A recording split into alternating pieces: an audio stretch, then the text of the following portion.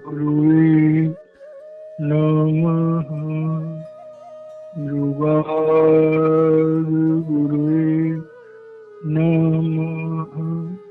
सतगुरुवे नमः। श्री गुरुदेव नमः।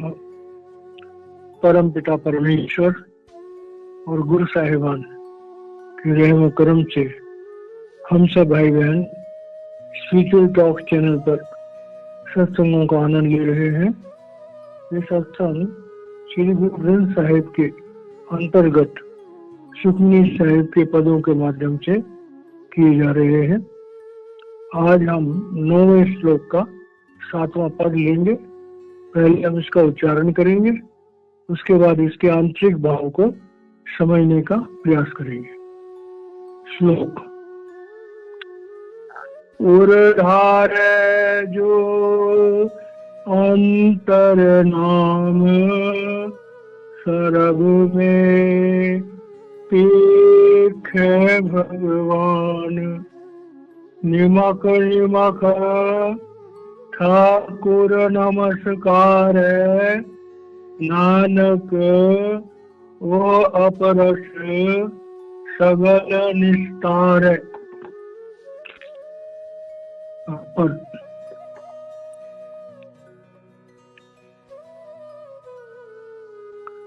प्रभु की आज्ञा आत्म हितावे जीवन मुकट सो कहावे। कैसा हरख कैसा उस सोग सदा आनंद कह नहीं वियोग।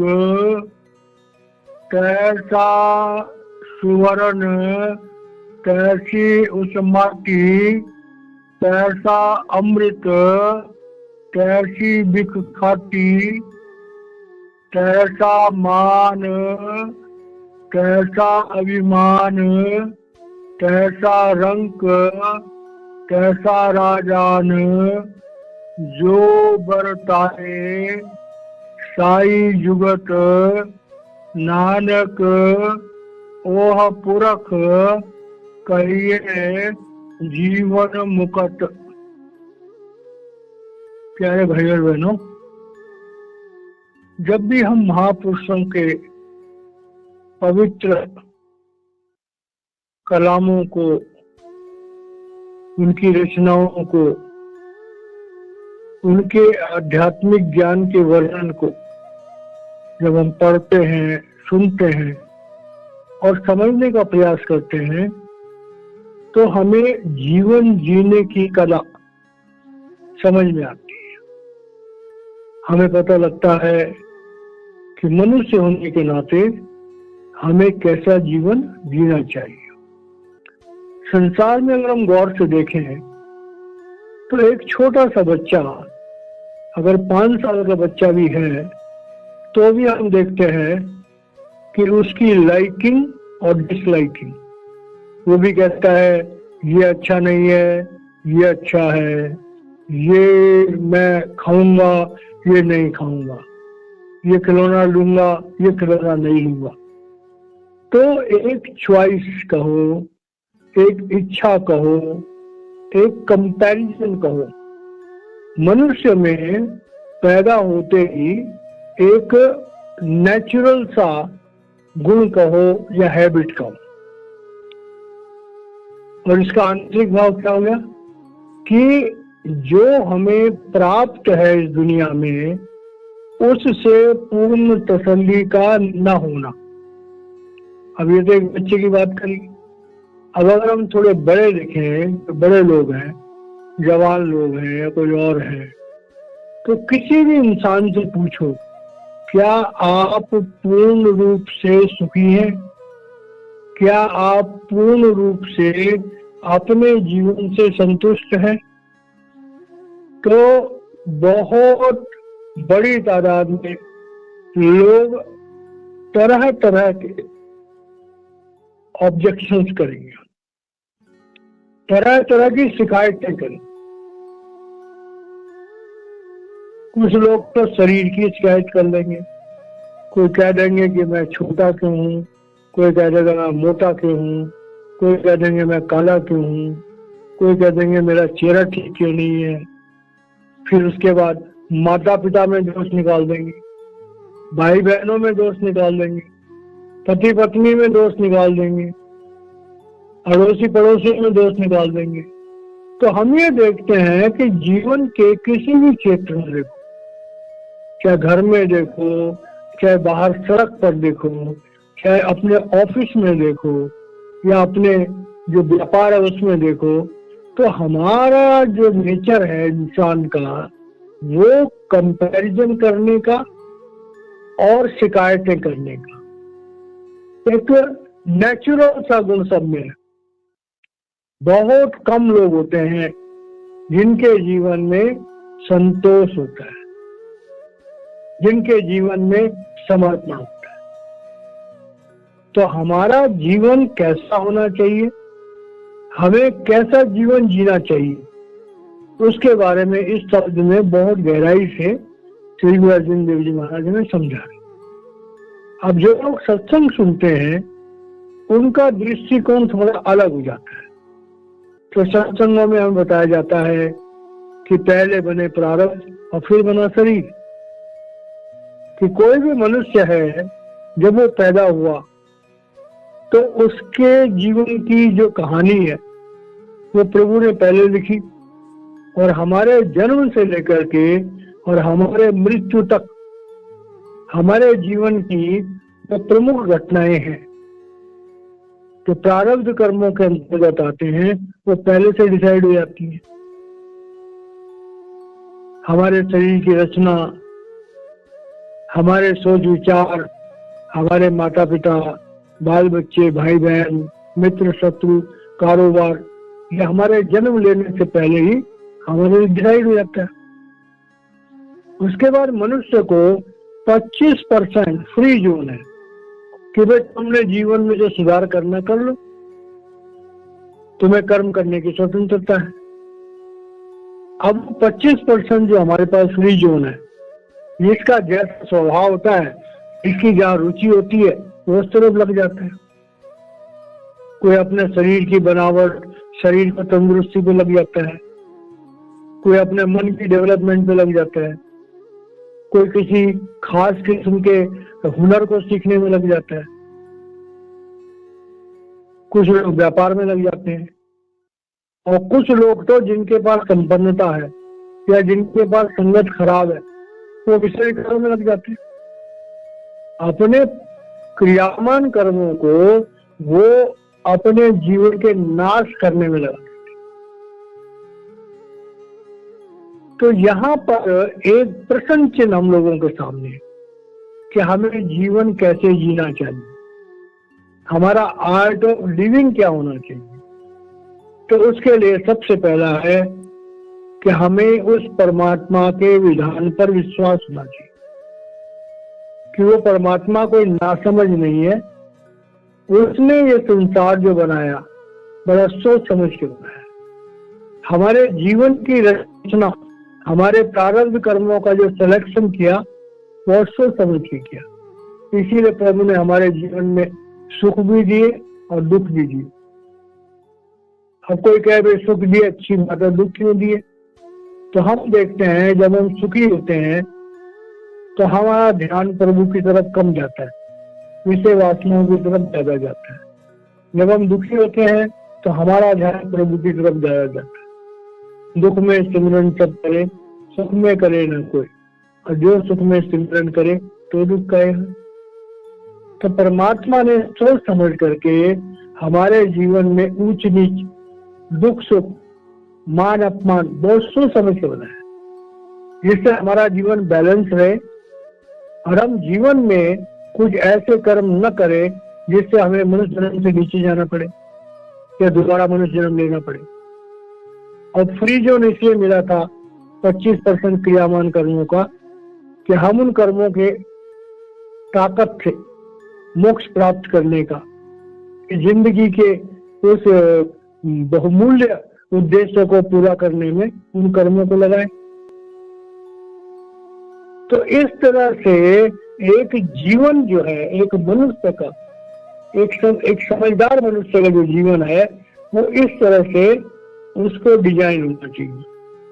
अब यहाँ पर तो उसके लिए हमारी सोच कैसी होनी चाहिए, तो उस सोच के बारे में श्री गुरु अर्जुन देव जी महाराज फरमा रहे हैं कि प्रभु की आज्ञा आत्म हितावत। अब प्रभु की आज्ञा को अपने अंतःकरण से स्वीकार करें, शुक्राना करें।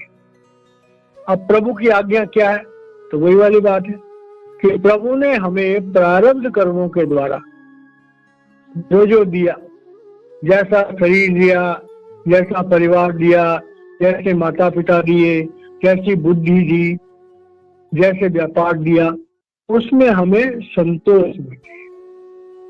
हमें ये महसूस होना चाहिए कि प्रभु हमारा हितैषी है, आत्म हितावे का इसको। मतलब मन जो है फिर भी चंचल है, लेकिन आत्मा जो है वो स्थिर है। तो मतलब क्या हुआ कि हमें प्रभु पर खाली मन से विश्वास नहीं होना चाहिए, आत्मा से भी विश्वास, क्योंकि मन का विश्वास तो डगमगा जाता है, लेकिन जब हमारा दृढ़ संकल्प हो जाता है तो वो आत्मा का विश्वास हो जाता है। तो सबसे पहली शिक्षा श्री गुरु अर्जुन देव जी महाराज जी के पद के द्वारा मिलती है कि दुनिया में जितने भी लोग हैं जो परमार्थ के रास्ते पर चलना चाहते हैं, जो अपने मनुष्य जीवन को सार्थक बनाना चाहते हैं, सबसे पहले उन्हें ये सोचना होगा कि प्रभु हमारा हितैषी है, प्रभु हमारा पिता है, प्रभु हमारा रखवाला है। प्रभु ने हमें जो कुछ दिया, जैसा जीवन दिया, जो गुण और अवगुण दिए, बहुत सोच समझ के दिए। तो पहली बात क्या है कि हमें उस परम पिता परमेश्वर पर विश्वास होना चाहिए। उसके बाद हमें अपने धर्म पर विश्वास है, लेकिन धर्म को हमें समझना चाहिए, धर्म पुस्तकों को पढ़ना चाहिए। और एक बात बहुत गहराई से समझने वाली है कि संसार के जितने भी धर्म हैं, उन धर्म पुस्तकों में तमोगुण, रजोगुण और सतोगुण, तीनों तरह के गुणों के अंतर्गत जो पूजा पद्धतियां हैं और भी बहुत कुछ है वो मिलता है। लेकिन हमें अपने धर्म शास्त्रों में सतोगुणी भक्ति, सतोगुणी जो प्रावधान है, उनकी तरफ ज्यादा ध्यान देना चाहिए। क्योंकि जो रजोगुणी प्रावधान है कि संसार में कैसे तरक्की होती है, तमोगुणी है कि भाई जो नेगेटिव पावर है उनकी कैसे पूजा होती है, उनको ज्यादा ध्यान नहीं देना चाहिए। तो अपने धर्म शास्त्रों में सतोगुणी ज्ञान जो है उसको धारण करना चाहिए और अपने धर्म स्थानों में जाकर के वहां श्रद्धा से सेवा भाव करना चाहिए। सेवा करने से हमारा तन और हमारा मन शुद्ध होता है। तो इस तरह से जब हमारी भावना बनेगी तो हमारे जीवन का दृष्टिकोण संतोष से होगा। जैसे कहा गया है कि गोधन, गजधन, बालधन और रतन धन खान, जब आए संतोष धन, सब धन धूल समान। और वैसे भी जीवन में देखो, हम जितना कुछ करते हैं, किसी भी इंसान के जीवन में जब वो जीवन की अंतिम घड़ी में पहुंचता है, अपनी उम्र के हिसाब से 70, 80, 90 जो जिसकी उम्र है, जो जीवन के अंतिम पड़ाव पर पहुंचता है और अपने जीवन के ऊपर एक नजर डालता है, तब उसे समझ आता है कि मैंने क्या काम समझदारी के किए और क्या काम ना समझी के किए, क्या मेरे साथ चलने वाला है और क्या मेरे साथ नहीं जाने वाला है। तो इस तरह की सोच जो है वो हर इंसान की होनी चाहिए, तब हम अपने जीवन को सही ढंग से जी पाएंगे। तो ये कह रहे हैं कि हमें उस परम पिता परमेश्वर पर पूर्ण विश्वास होना चाहिए और उसने जो हमें दिया है हमें उसकी कदर होनी चाहिए। अपने हृदय में प्रभु के प्रति जो है वो बड़ा प्यार होना चाहिए, श्रद्धा होनी चाहिए। जीवन मुकट सोऊ कहावे। अब ये बात बड़ी गहरी समझ। जीवन मुकट का मतलब क्या हुआ कि जन्म और मृत्यु के मरहले से परे जाना। जीवन मुक्त का मतलब कि जो काल भगवान के इस प्रपंच से मुक्त हो जाए। अब जीवन मुक्त यहाँ पर कहा है कि जीते जी मुक्त होना। अब जीते जी मुक्त होने के लिए हमें थोड़ा इसके बैकग्राउंड में जाना पड़ेगा कि जीते जी मुक्त का मतलब कि हम जिंदा रहते हुए अपनी आत्मा को अपने शरीर से निकाल करके और पिंड अंड और ब्रह्म को लांग करके ब्रह्म में चले जाए, उसे जीवन मुक्त कहते हैं। लेकिन ये किसी भी इंसान के लिए कभी भी संभव नहीं हुआ। इतिहास बताता है कि अपने दम पर कोई भी इंसान ब्रह्म को पार नहीं कर पाया। तो यहाँ पर आता है कि हमारे जीवन में एक समर्थ सदगुरु होना चाहिए। जब समर्थ सदगुरु हमारे जीवन में होगा और वो हमारे संचित कर्मों के बोझ को नाश करेगा, संचित कर्मों के बोझ को अपने ऊपर लेगा, उनका नाश करेगा और हमारा लेखा काल के यहाँ से फाड़ेगा, हमारे शरीर में ज्योति और श्रुति का संचार करेगा, हमारे शरीर के अंदर आज्ञा चक्र पर अपने शब्द रूप और नूरी रूप को स्थापित करेगा, हमें 5 अभिमंत्रित नाम देगा और जब हम उसका नाम जपेंगे तो हमारे मन के संकल्प और विकल्प शांत हो जाएंगे। हम प्रारब्ध कर्मों को राजी खुशी भोग पाएंगे बिना रिएक्शन के और अपने क्रियामान कर्मों को प्रभु समर्पित करके उन्हें नए कर्म बना देंगे। तब जाकर के हम कर्मों के विधान से मुक्त होंगे। तो कर्मों के विधान से मुक्त होने के लिए जीवन में संतोष और परमात्मा पर पूर्ण विश्वास। जब हमारा परमात्मा पर विश्वास होता है तो परमात्मा हमें किसी सदगुरु से मिला देता है। बिन सत्संग विवेक ना हुई, राम कृपा बिन सुलभ न हुई। अगर हमें सत्संग मिलता है तो ये प्रभु की कृपा से मिलता है। जब प्रभु चाहते हैं कि हम जिंदगी से मुक्त हों, हमें मोक्ष प्राप्त हो, तो वो परमात्मा हमारे लिए सारे साधन करता है। तो सीधी सी सच्ची सी बात, मनुष्य जीवन का परम उद्देश्य जीवन मुक्त होना है, मोक्ष प्राप्त करना है। मोक्ष प्राप्त करने के लिए हमारे जीवन में पूर्ण संतोष होना चाहिए और हमारे जीवन में एक समर्थ सदगुरु होना चाहिए। क्योंकि बिना उस दिव्य शक्ति के गुरु की, और गुरु कौन कि सतपुरख जिन जानिया सदगुरु किसका नाम, किसके संग सी गुजरे नानक हरि गुण गा, कि जो परमात्मा से मिला हुआ हो, जब परमात्मा की जानकारी रखता हो, परमात्मा के पास आता जाता हो, वही तो हमें परमात्मा के बारे में बताएगा। तो इस तरह से ये बात हमारे को इस शब्द के माध्यम से आ रही है कि हमें जीवन में पूर्ण संतोष होना चाहिए, हमें परमात्मा पर पूर्ण विश्वास होना चाहिए और हमारे जीवन में एक समर्थ सदगुरु होना चाहिए। तब जाकर के हम जीवन मुक्त होने की बात सोच सकते हैं।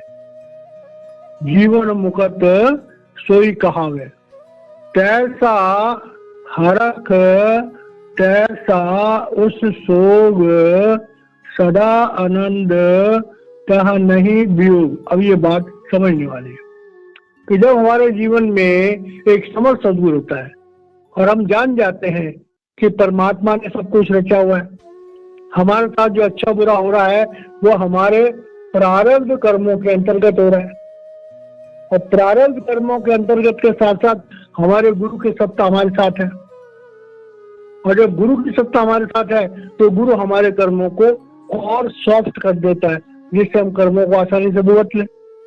तो कह रहे हैं जब हमारे जीवन में संतोष होता है और एक समर्थ सदगुरु होता है और जब हमारा ये लक्ष्य होता है कि हमने मोक्ष प्राप्त करना है, तब संसार में हमें कुछ भी प्राप्त हो जाए उससे हमें कोई बहुत ज्यादा खुशी नहीं होती है और अगर हमारा कुछ लुट भी जाए तो हमें कोई गम भी नहीं होता, क्योंकि हम इस बात को जान जाते हैं कि अगर हमें कुछ मिल गया तो इन भौतिक चीजों को हम मौत के बाद अपने साथ तो ले जा नहीं सकते।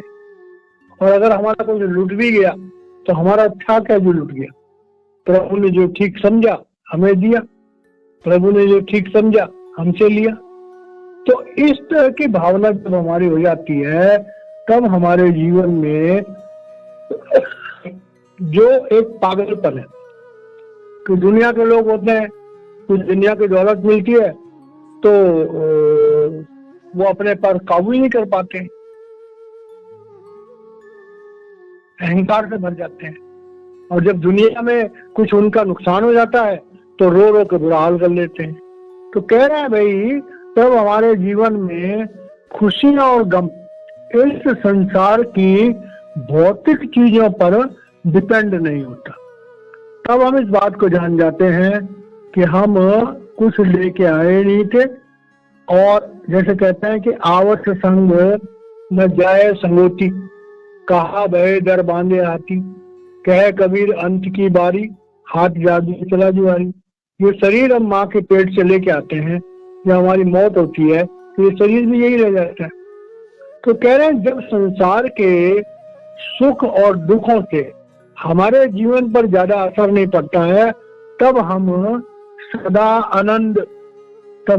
आनंद की पोजीशन में, सदा आनंद कहा नहीं वियोग, अभियोग का मतलब होता है कि उससे अलग होना। तो ये बात बड़ी गहरी समझने वाली है। ऐसा कौन सा आनंद है जो हमसे कभी छीना नहीं जा सकता? तो वही भौतिक संसार की चीजों से जो आनंद आता है वो तो हमसे छीन जाता है कभी ना कभी। लेकिन जब हम अंदर में परमात्मा की घर से आने वाली उस धुर की वाणी से जुड़ जाते हैं, जब प्रभु प्रेम से जुड़ जाते हैं, जब अंदर के नगमे से जुड़ जाते हैं, जब अंदर के नूर से जुड़ जाते हैं, तो वो आनंद हमारा कभी छिनता नहीं। तब हर घड़ी हर पल हम प्रभु के उस प्रेम जो शब्द रूप है और प्रकाश रूप है, हर घड़ी हर पल हम उससे जुड़े रहते हैं। तो हमारे जीवन में हर समय आनंद की अवस्था हो जाती है। अगर तैसा सुवर्ण कैसी उस माटी, और तब क्या होता है कि जैसे सोना और मिट्टी, सोने की हम बड़ी वैल्यू समझते हैं। क्यों? कि वो सोना कॉस्टली है। अगर हमारे पास सोना है हम रईस हैं, अगर हमारे पास सोना है हम बहुत सारी चीजें खरीद सकते हैं। मिट्टी है उसका मूल्य कम होता है।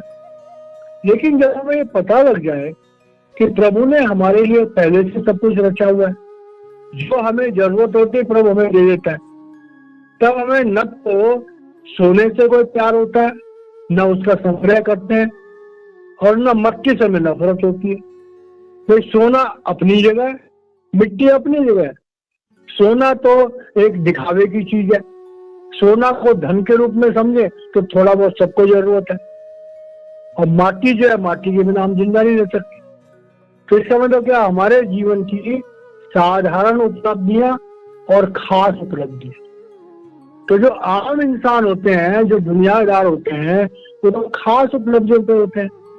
जैसे एक इंसान है, साधारण इंसान, कोई गरीब आदमी उसके पास साइकिल है, थोड़ा अच्छा हो गया स्कूटर आ गया, थोड़ा कोई अच्छी पोस्ट लग गई तो कोई साधारण सी कार आ गई, उसको आराम सुख हो गया, संतोष हो गया।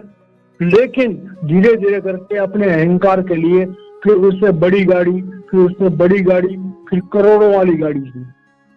तो वो जो दौड़ है इंसान की अपने समृद्धि के दिखावे की, वो हमें बेचैन कर देती है। तो कह रहे हैं कि जब हमें आत्मज्ञान हो जाता है तो भाई पैसे के बिना किसी का गुजारा नहीं, लेकिन फिर वो दिखावे की जो जिंदगी है उसकी तरफ हमारा ध्यान नहीं जाता है। हमारे लिए सोने की भी वैल्यू है और मिट्टी की भी वैल्यू है, लेकिन कितना? जितना हमारे जीवन के लिए बहुत ज्यादा जरूरी है। कैसा अमृत कैसा विख खाटी। अब ये बात बड़ी गहराई समझने वाली है कि अमृत और विष, अमृत हमें अमर करता है और विष हमें मार देता है। तो अमृत और विष का मतलब क्या हो गया? हमारे जीवन की अच्छाइयां और बुराइयां, हमारे जीवन का मान और अपमान, हमारे जीवन का लाभ और हानि। अब हमारे जीवन में अमृत मिला, प्रभु की दया है, हमने अमृत पिया, हमारे जीवन में विष मिला, प्रभु की दया है। मतलब कहीं हमारे गले में फूलों की माला डाली गई और कहीं हो सकता हमारे गले में जूतों की माला भी पड़ जाए। तो भाई जैसी सिचुएशन है, अगर वो प्रारब्ध से उत्पन्न हुई है तो हम उसका कुछ नहीं कर सकते। अगर क्रियामान से उत्पन्न हुई है तो हमें अपने जीवन को सुधारना चाहिए। अगर हमारी इस जन्म की गलतियों से हुआ है उसे हम सुधार सकते हैं, लेकिन प्रारब्ध से हुआ है हम उसका कुछ नहीं कर सकते। तो कह रहे इस तरह से हमारे जीवन का जो नजरिया है कि तेरे फूलों से भी प्यार और तेरे कांटों से भी प्यार, ठीक है, जैसा रखना वैसा रख करता। तो कैसा मान कैसा अभिमान, अब ये बात बड़ी गहराई से समझने वाली है कि मान और अभिमान, मान का मतलब होता है कि हम अपनी इज्जत को मेंटेन करें, और अभिमान का मतलब होता है कि जो हमें प्राप्त हो रखा है उससे हमारे मन में एक अहंकार आ जाता है। ये बात बड़ी गहराई समझने वाली है कि मान, अपने जीवन को मान सम्मान से जीना बहुत जरूरी है। अपने मान सम्मान को बनाए रखना नॉर्मल तरीके से बहुत जरूरी है। तो उसके लिए हमें बहुत सारी चीजों की जरूरत होती है जो हमारे हैसियत के मुताबिक है। हमें अपने मान सम्मान का जरूर ध्यान रखना चाहिए, लेकिन हमें अपनी उपलब्धियों पर अभिमान नहीं होना चाहिए, अहंकार नहीं होना चाहिए। दुनिया में हम देखते हैं किसी की बड़ी कोठी हो गई तो गरीब लोगों को बड़ी तिरस्कार से बात करते हैं, बड़े गलत तरीके से बात करते, तो गाली लेके बात करते हैं। गाड़ी आ गई तो साइकिल वालों को, पैदल चलने वालों को बड़े तिरस्कार से बात करते हैं। नहीं, ऐसा नहीं होना चाहिए। तो जो आत्मज्ञानी है, जो प्रभु प्रेमी है, उसके मन में ये बात फिर नहीं आती है कि वो दुनिया की उपलब्धियों से उनका दिमाग खराब नहीं होता है। तो मान और अभिमान दोनों के उस वास्तविक मतलब को वो समझ जाते हैं और अहंकार नहीं करते। कैसा रंग कैसा राजान, अब ये बात समझने वाली है। दुनिया में देख के रईस लोगों को पीछे लोग भागते, तो कुछ मिले क्या ना मिले, और गरीब लोगों को दूध काटते हैं। तो भाई जिसको परमात्मा पर विश्वास है, जिसे इस बात का विश्वास है कि मेरा मालिक तो वो प्रभु है, तो किसी रईस के सामने जाकर के वो उसकी चमचागिरी नहीं करेगा। वो तो प्रभु से मांगेगा जो मांगना है उसने। तो दुनिया के किसी रईस से क्यों मांगेगा? तो यहाँ पर आता है कि संसार में जो हम लोग इस भौतिक संपदा के जो लोग संग्रह करने वाले हैं उनके पीछे पीछे पड़े रहते हैं, और फिर कई बार तो जो भोले वाले लोग होते हैं वो ज्यादा बड़े रईसों के चक्कर में आकर के अपनी जिंदगी भी बर्बाद कर लेते। तो कह रहे हैं जिसको प्रभु पर विश्वास है उसे न तो राजा से कुछ मांगना और न उसे भिखारी से को करेगा। उल्टा वो तो जो उसके पास होता है उसे मिल बांट के खाता है। उसके लिए तो उसका राजा परमात्मा है और भिखारी उसका दोस्त है। तो इस तरह से हमारा जीवन जो है वो एक बहुत ही संयमित रूप से और कटना शुरू हो जाता है। आगे कह रहे हैं कि जो बरताए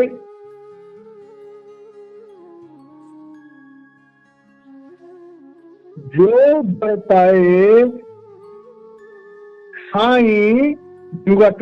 अब ये बात बड़ी गहरी समझने वाली। जुगत कहते हैं साधन, बरताए मैंने देने। परमात्मा ने जो ठीक समझा वो हमें दिया, चाहे वो शारीरिक रूप से हो, चाहे वो पारिवारिक रूप से हो, और चाहे वो आर्थिक रूप से हो। प्रभु ने जो ठीक समझा वो हमें दिया, और जो प्रभु ने हमें दिया हमें उस पर विश्वास होना चाहिए, हमें उस पर सेटिस्फैक्शन होनी चाहिए, और हम उन्हीं साधनों के द्वारा अपने जीवन को उच्चतम बनाने की कोशिश करें। ये बात बड़ी गहराई समझने वाली है। तो प्रभु ने हमें झोपड़ी दी है तो अच्छी बात है, प्रभु ने हमें महल दिया अच्छी बात है।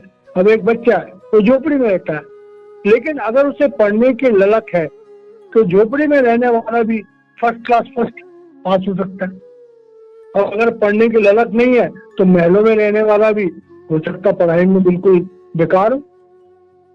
तो कह रहे हैं कि जो प्रभु ने ठीक समझा, प्रभु ने हमें दिया, और उन्हीं साधनों से जो प्रभु ने हमें दिए, हमें अपने जीवन के परम उद्देश्य को प्राप्त करना।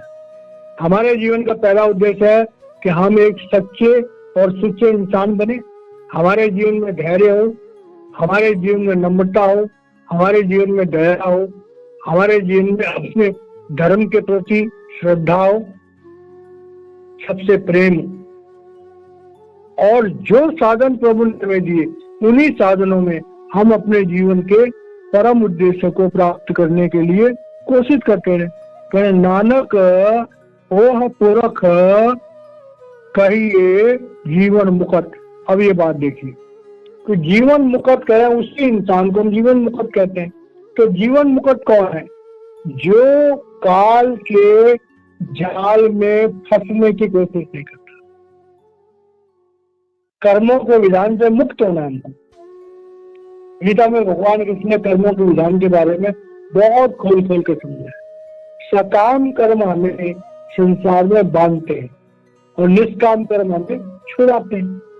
निष्काम कर्म करने के लिए हमारे जीवन में संतोष और प्रभु पर विश्वास होना बहुत ज्यादा जरूरी है। तो श्री अर्जुन देव जी महाराज कह रहे हैं, नानक देव जी महाराज जी को मुखातिब होकर के, कि भाई हे सदगुरु नानक, वही इंसान मुकुट हो सकता है जो अपने जीवन में इन गुणों को धारण करता है। नानक ओ पुरख कहिए जीवन मुकुट। तो कौन सा पुरुष? जो ऊपर बताया गया है कि पहली बात, हमें अपने जीवन से पूर्ण संतोष होना चाहिए। प्रभु ने जो दिया, केरा बाड़ा मीठा लगे। हमें दुनिया में सबसे प्रेम का व्यवहार करना चाहिए। हमें कर्मों के विधान से मुक्त होने के लिए एक समर्थ सद्गुरु की रहमो करम में जाना चाहिए। तो जिस इंसान के जीवन में एक समर्थ सद्गुरु है जो मुक्ति का दाता है, और उसके जीवन में संयम, देखिए समझने वाली बात है, ऐसे बहुत सारे लोग हैं जो गुरु से नाम ना ले लेते हैं, लेकिन गुरु के कहने पर नहीं चलते, अपने जीवन को पवित्र नहीं बनाते, तो उनके लिए भी मुक्ति थोड़ी लंबी हो जाती है। हो सकता है उनको 4 जन्म लग जाए। एक जन्म गुरु भक्ति करे, जन्म दूसरे नाम, जन्म तीसरे मुक्ति पद, चौथे में नहीं नाम। 4 अवस्थाएं हैं। पहले हमें गुरु से अखंड प्रेम होना चाहिए, अनंत प्रेम होना चाहिए, फिर गुरु के नाम रूप से प्रेम होना चाहिए, फिर उस नाम को फलीभूत करना चाहिए। हम स्वयं नाम के देखने वाले हों, मतलब कि हम स्वयं गुरु के नूरी स्वरूप के साथ अंतर के दिव्य लोकों में ट्रेवल करें, और उसके बाद हम अपनी आत्म जागृति, क्या हमारा प्रभम में निवास हो, प्रभम में हमारी पहुंच हो, तो हम अपनी आत्म जागृति, अपने आत्म स्वरूप को पहचाने, तभी हम मुक्त हो सकते हैं। तो इस तरह से इस शब्द के माध्यम से हमें कैसा जीवन जीना चाहिए, हमारे जीवन जीने की क्या कला होनी चाहिए, श्री अर्जुन देव जी महाराज जी ने हम लोगों को बड़े विस्तार से बताया, और हम उनके बड़े धन्यवादी हैं। इन्हीं शब्दों के साथ मैं वाणी को विराम देता हूँ। कल होगा। जय महाराज।